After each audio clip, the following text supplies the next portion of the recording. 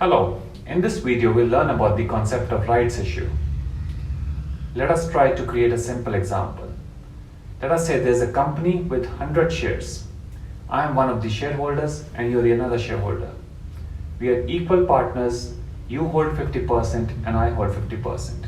That is, I have 50 shares and you have 50 shares. Company decides to issue 100 new shares. I put in some influence and I take the 100 shares from the company. Suddenly the situation between you and I changes. I now own 150 shares while you own only 50 shares. My percentage holding has gone up from 50% to 75% while your shareholding has gone down from 50% to 25%. You might say this is not acceptable because you were equal partner along with me. If you get this example, you get the concept behind the rights issue. As the name suggests, rights issue intends to preserve your and my rights by providing us an option to subscribe to any new shares that the company is offering. That way, when the company comes up with 100 new shares, they first come to both you and I and ask us, would we like to subscribe to 50 new shares each so that your percentage ownership and my ownership can be retained. I use the term option. Company is not compelling you or I to issue to or subscribe to the new shares. However, by having this option with us, we have a possibility to retain our ownership percentage in the company. Let us now look through a real example for this. In year 2020, Reliance Industries Limited, one of the biggest companies in India, a conglomerate dealing from telecoms to retail to oil, decided to come up with a rights issue wherein they were offering one new share to the shareholders for every 15 shares they were already holding. In return, company wanted to receive 53,000 crore rupees. Now, what do you think from the transaction point of view? What is company exactly giving?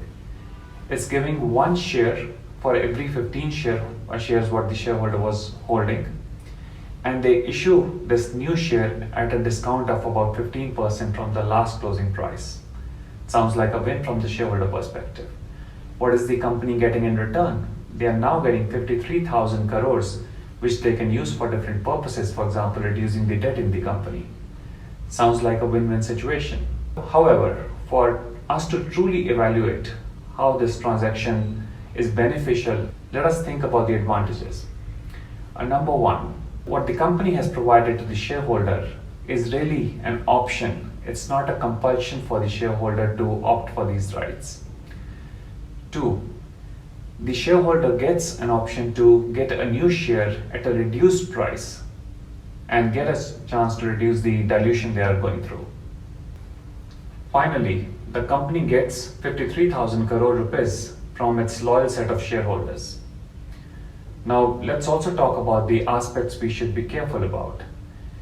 Whenever there's an option given to the shareholders, such option is equally available to the promoters, the key management personnel of the company. For example, the managing director.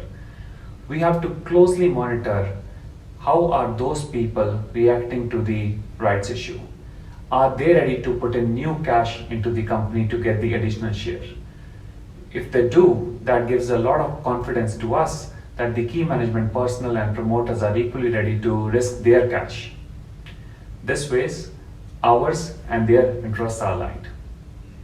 With this, I hope I was able to explain the concept of rights issue with a real example to you.